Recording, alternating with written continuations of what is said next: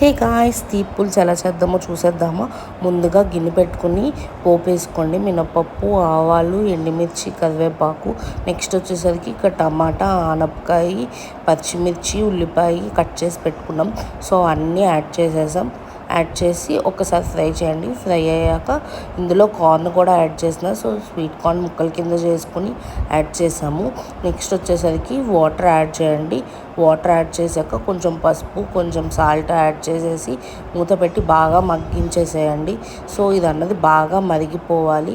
మరిగిపోయాక ఇందులో కొంచెం కారము, కొంచెం బెల్లం కూడా యాడ్ చేద్దాము.